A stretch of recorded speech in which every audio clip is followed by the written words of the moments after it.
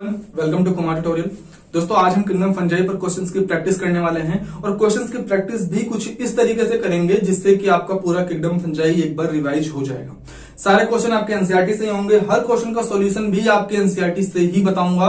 और अगर आपने नीट 2020 का फॉर्म भरा है तो आज के वीडियो बिल्कुल भी स्किप मत करना, क्योंकि इस टॉपिक से हर साल एक क्वेश्चन एग्जाम में आना पक्का है। हो सकता है किसी ऑप्शन में इंक्लूड कर दिया जाए या हो सकता है किंगडम फंजाई से सेपरेटली एक क्वेश्चन बन जाए, पर क्वेश्चन आता जरूर है।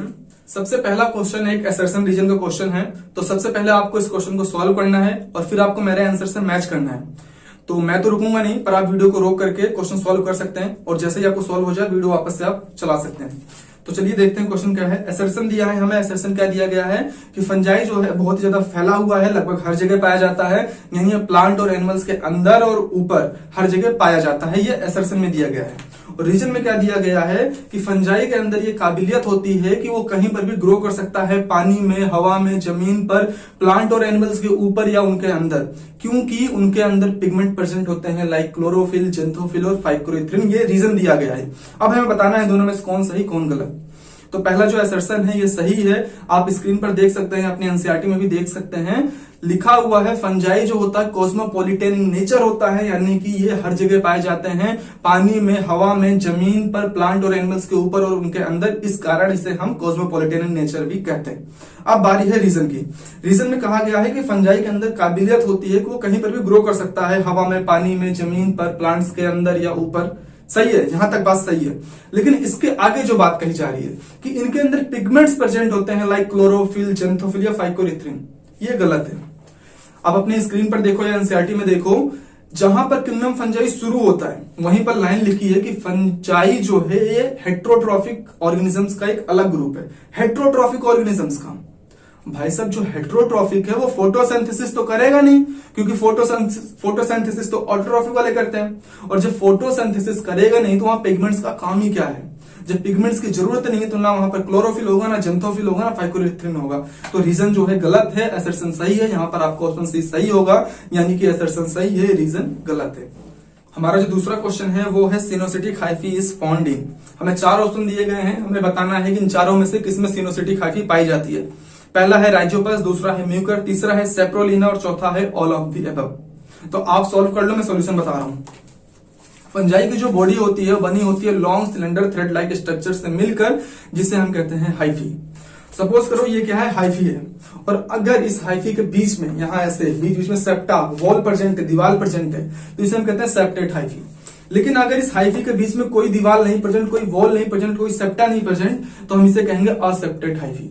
और जब इस हाइफी के बीच में कोई सेप्टा नहीं होगा तो इसके अंदर क्या साइटोप्लाज्म भरा है। साइटोप्लाज्म में क्या है, ढेर सारे न्यूक्लियस हैं। सेप्टेट हाइफी में क्या होता है, बीच में सेप्टा है, तो एक एक न्यूक्लियस एक दूसरे से अलग है।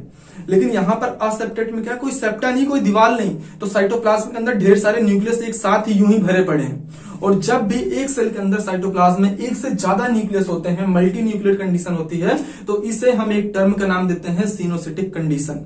तो हमसे जो सवाल पूछा गया है सिनोसिटिक हाइफी के बारे में, अभी तो आपको क्लियर हो ही गया होगा।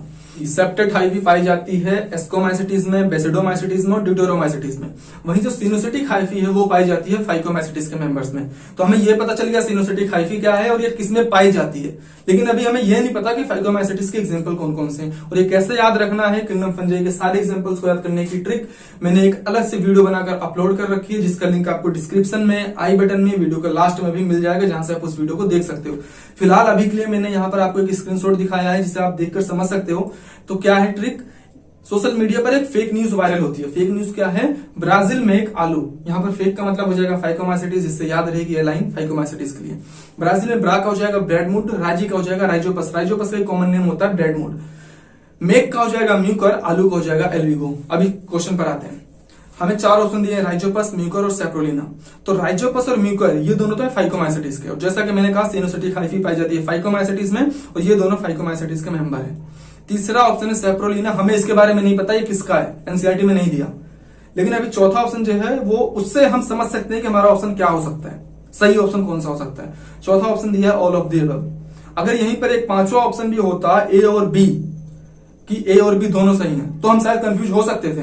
लेकिन ऐसा कोई ऑप्शन है ही नहीं, तो इसमें कोई दो राय नहीं। सेप्रोलिना भी क्या है, ये फाइकोमाइसिटीज का ही मेंबर है। यहां पर सही ऑप्शन होगा डी। हमारा तीसरा क्वेश्चन है विच of the following is a non hyphal unicellular fungus. हमसे पूछा गया है, 4 ऑप्शन दिए गए हैं, इनमें से कौन सा नॉन हाइफल यूनिसेलुलर फंगस है। तो आपके स्क्रीन पर भी है, एनसीईआरटी में भी देख सकते हो। जो ईस्ट होता है ये एक यूनिसेलुलर फंजाई होता है और लाइन लिखी गई है कि एक्सेप्ट ईस्ट, यानी ईस्ट को छोड़कर जितने भी फंजाई होते हैं वो फिलामेंटस होते हैं, उनकी बॉडी बनी होती है long cylinder thread like structure से, जिसे हम हाइफी कहते हैं। तो यहां पर हमारा ऑप्शन हो जाएगा ए ईस्ट। उसके बाद चौथा क्वेश्चन है हमारा cell wall of fungi is made up of. हमसे पूछा गया कि जो फंजाई की सेल वॉल किससे बनी होती है। 4 ऑप्शन दिए गए हैं। ऑप्शन ए है फंगल सेलुलोज, बी है हेमिसोलुलोज, सी है फंगल काइटिन और डी है बोथ ए एंड सी। तो आपके एनसीईआरटी में आप देख सकते हो जो लाइन दी गई है वो ये है कि फंजाई की जो सेल वॉल है वो बनी होती है काइटिन प्लस पॉलीसेकेराइड से। और कौन सा पॉलीसेकेराइड होता है, वो पॉलीसेकेराइड होता है सेलुलोज। तो एग्जाम में हो सकता है पॉलीसेकेराइड भी पूछ लिया, सेलुलोज भी पूछ लिया। जब बायोमोलिक्यूल पर क्वेश्चन की प्रैक्टिस कराऊंगा तो डिटेल में बताऊंगा।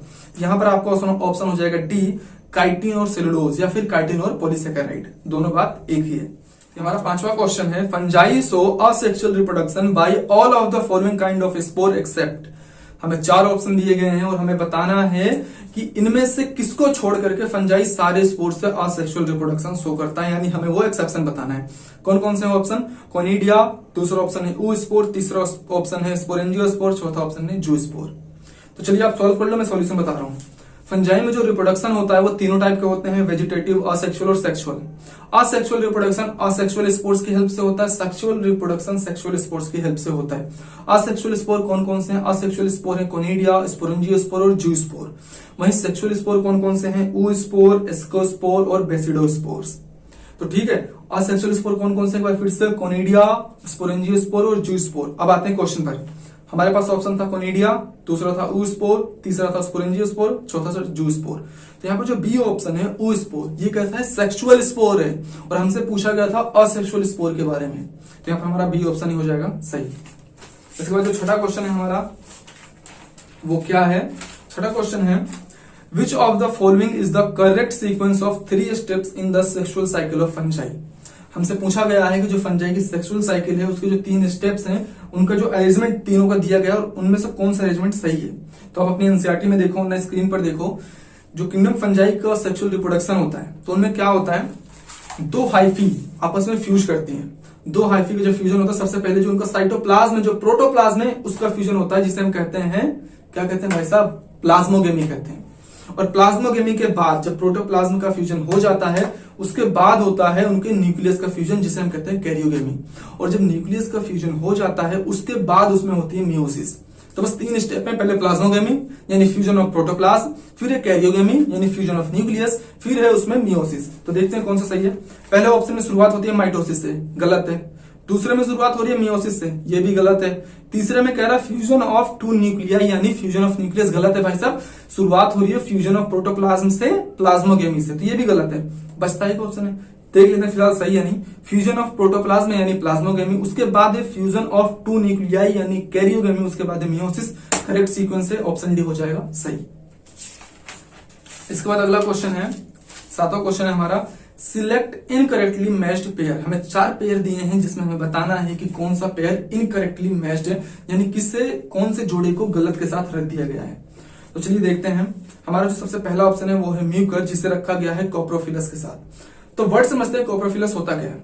आप किंगडम फंजाई में एस्कोमाइसिटीज वाला खोलो पैराग्राफ, वहां पर देखो लिखा गया है सबसे पहले एस्कोमाइसिटीज जो होता है वो पैरासिटिक होता है, डिकम्पोजर होता है और क्या होता है, ग्रो करते हैं ऑन डग, यानी कैसे होते हैं, कोप्रोफिलस होते हैं, डग पर ग्रो करते हैं यानी कि गोबर वगैरह पर ग्रो करते हैं। तो एस्कोमाइसिटीज के जो मेंबर्स हैं वो होंगे कोप्रोफिलस।